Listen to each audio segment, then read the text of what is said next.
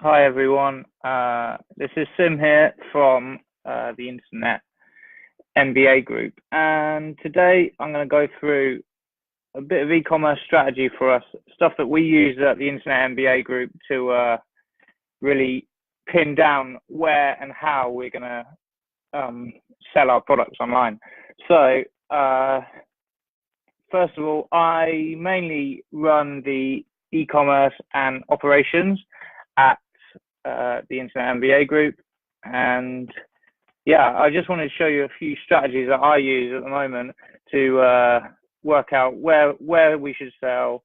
So I'm going to show you today the best platform for you to sell your product and the best way to sell it. And then also we're going to look at regional analysis as well to pin down where in the world your products might sell best. So before we get started, I wanted to just talk a little bit about, obviously, the overall business landscape for your product, your brand, your e-commerce brand.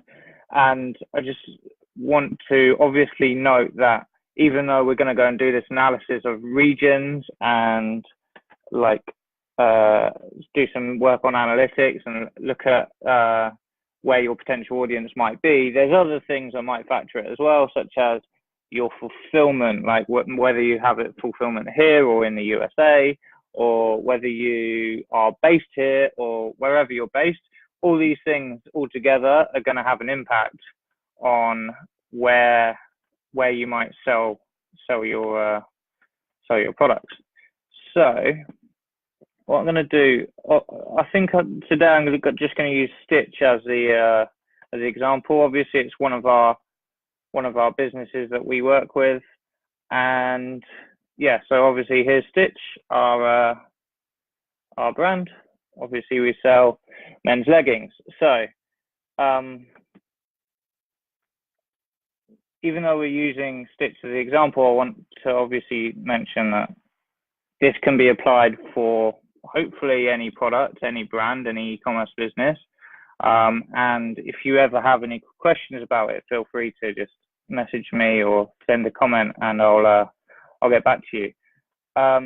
So first of all, we're going to look at location. So we want to look at where in the world our products might sell best, where there's the most people that are looking for our products. So in order to do that, I want you to basically, I'm going to use the URL meggings.com, and we're going to go to a thing called, I'll just go back to the main page. So a thing called Keyword Planner on Google Ads. You have to have a Google Ads account to get to this space, but we're going to go and find new keywords, and all we do is put in our URL, search the whole site, and get started.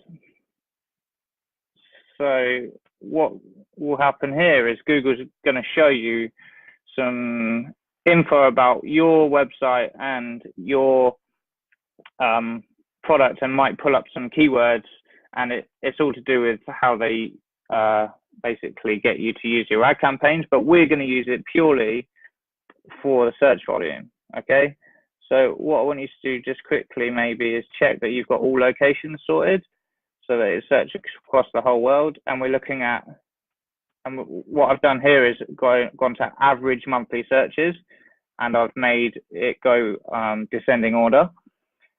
The reason I do that is so that we can see the most searches per keyword for your thing. So you can see here that men's leggings, meggings, guys in leggings, male leggings are the sort of top ones.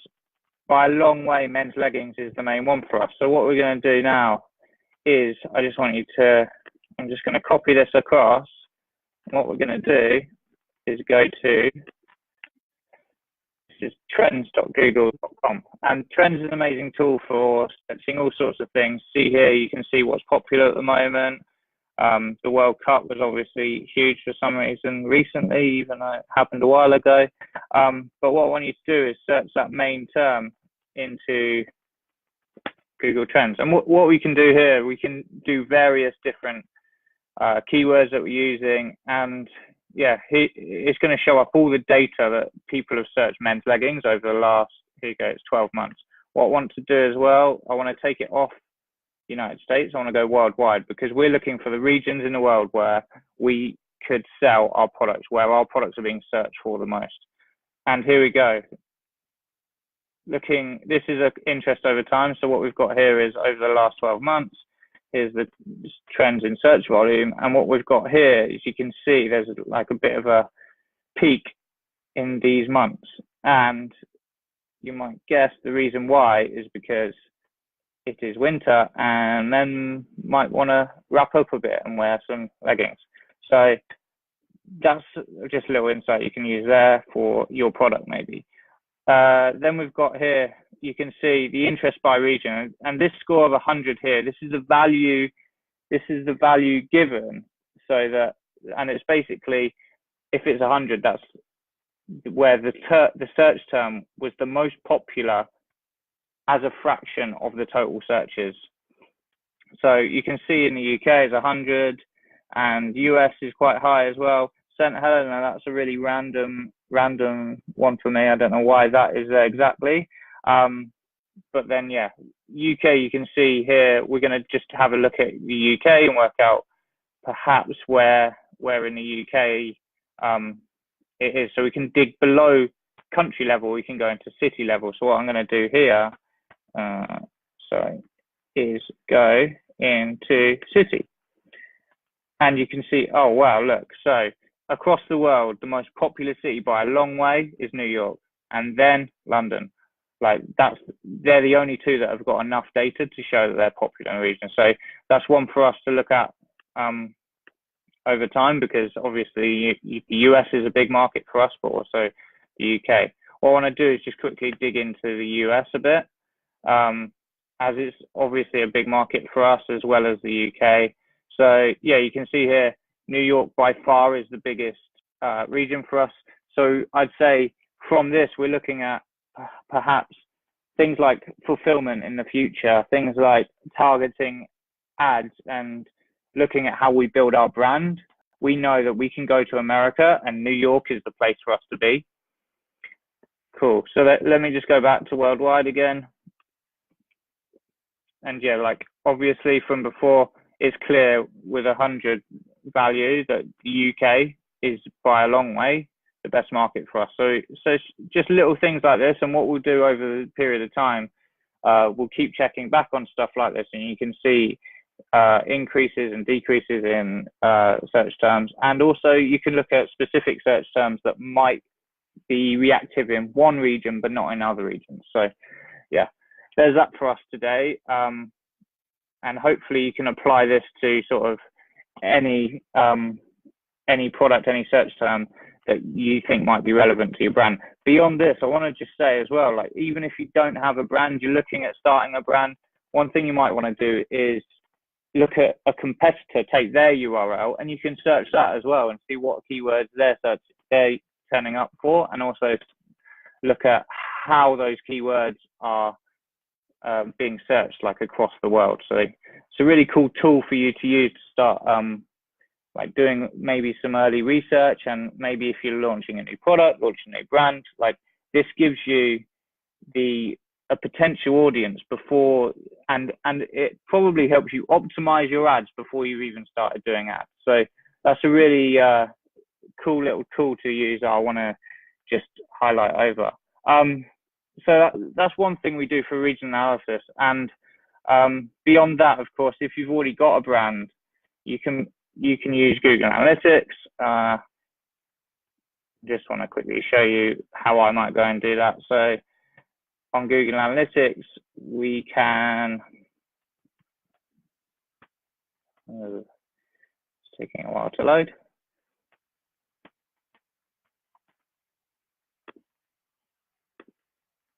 What we're going to do now, you can just look at the audience, and we can go to geo and look at location. And here we can see all users that have been on our website over time. And obviously this is impacted by the ads we're putting out and stuff like that. But you can see here clearly that the UK dominates. Got the US, of course, always a big market, the UK and the US. And obviously Australia, which turned up in the Google Trends search volumes. and the Netherlands, Germany, Canada, cold country, could be out there looking for men's leggings. Cool. So with that, what I want to do now is just tell you a bit about how we go over our sort of channel analysis for how we sell our products. So we know sort of now what region we might sell them in, but now I want to look at how we sell it. And the big thing for us, the big thing for our company is that we want to sell direct to consumer. And the reason is, with direct to consumer, as opposed to selling through retailers or through other stores, the best thing about it is we get much bigger margins. We have a direct relationship with our consumer. So every time we send something out or we sell something to someone, we are getting their email address, we're speaking to them, we're seeing them on our social networks, like we're actually interacting them, and by doing that and communicating with them more often, they're becoming more loyal customers, which helps them obviously buy more things from us. And then beyond that, we gain more data because we run our own store, we have our own analytics, we have our own email campaigns and social networks, we have analytics across all of these things. That's giving us more data, which helps us grow. So we know from our current audience what audience we might need to target in the future to get to the point where we want to go. And lastly, we're building that connection with the customer. I don't know if you've seen on our Stitch leggings, we have the Stitch Style Club, and we have a group on Facebook, which is honestly so interactive, and we get to build that connection with our customer over time. And direct to consumer for us, therefore, is the place we want to go, because we know we can drive extreme growth to direct to consumer channels. You might have seen over the last 5 years, there's direct to consumer companies taking on big retailers, for example, like people like Amazon, people like Walmart and Tesco, people that are selling, and for example, Dreams. I'll show you a few more examples in a moment. But these sorts of companies, they might have used to sell on the high street. These products might have used to sell on high street and through Amazon, but these people are building brands around specific products that are going direct to consumer by building a solid supply chain. They're learning how to target their customers, and they're creating this point of difference, which is making people flood to their brand. So I wanted to show you, in order to work out maybe whether your product or your brand is fit for direct to consumer, you might have been asked before, what's your unique selling point? But actually, I'm going to change that question a little bit, because I don't think you need a unique selling point necessarily for your actual product.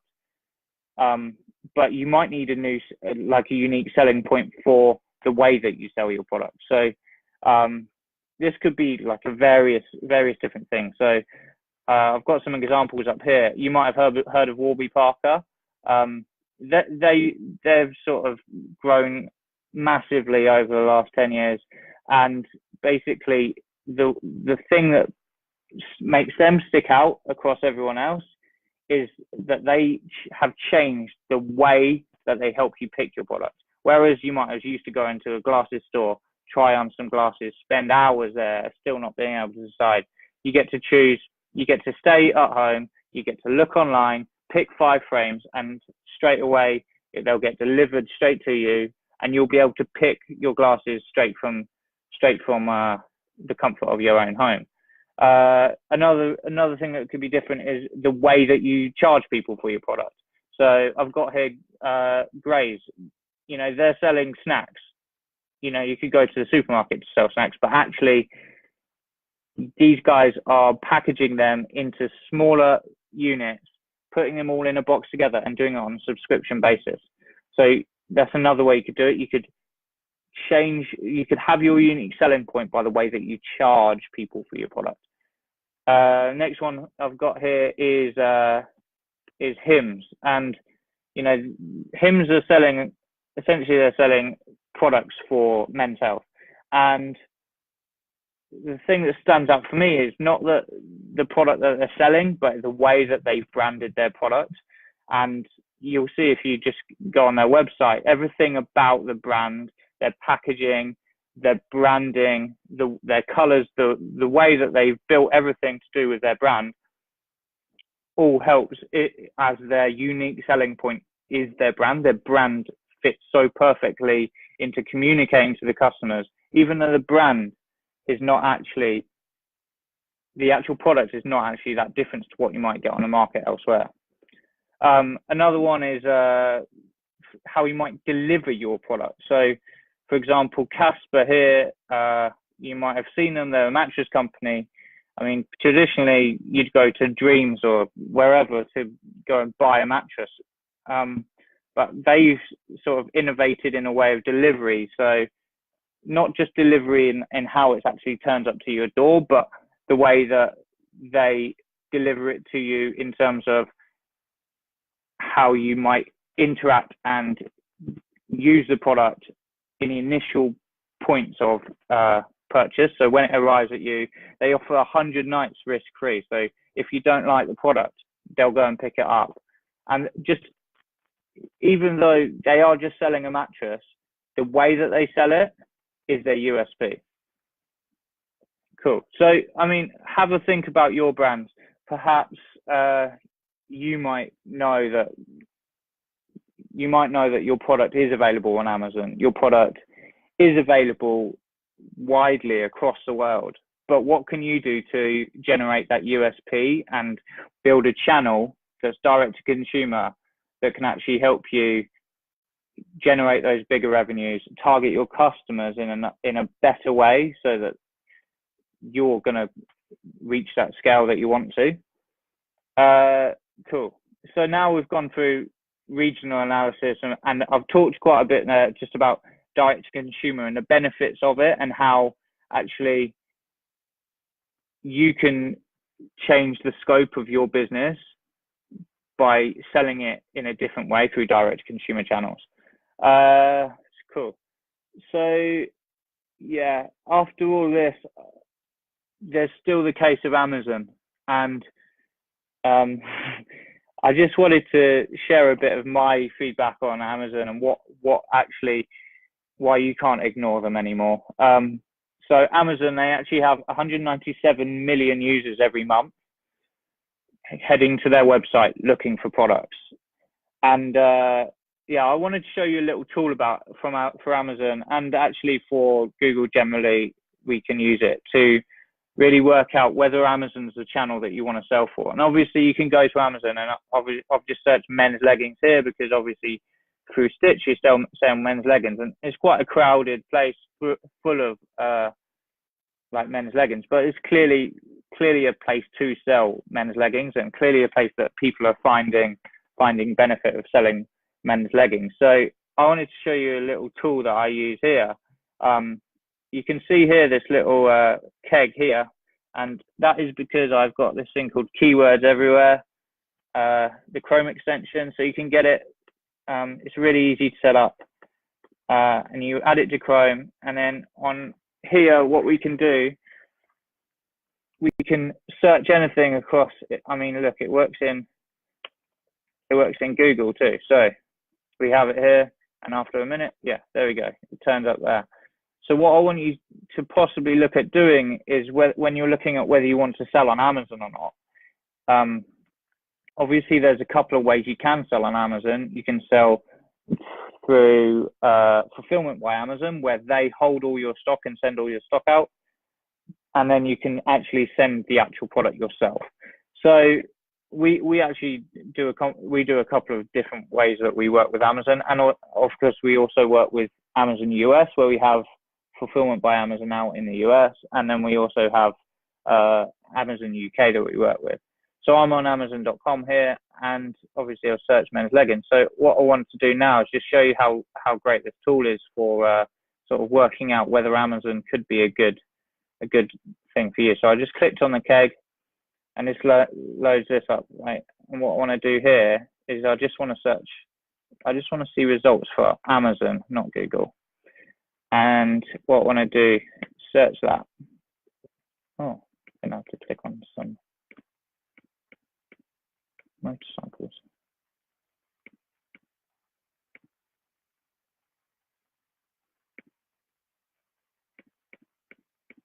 Sorry about this, everyone.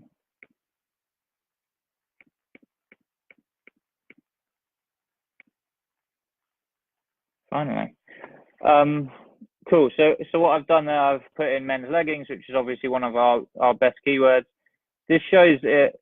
The top one here, you can see, is men's leggings across all platforms. That's why it's the same, 22,000 as it appeared right here, 22,000. So that's across the whole of the network of search. So it will be Amazon, Google, etc. As you can see them all here, you can tick across which ones you want. And then here we have on Amazon, this is the search volume of Amazon. So you can see here, of all searches, 2,400 for men's legging gym are coming from Amazon. So you can see that clearly it's quite a competitive market. There's definitely people searching on there.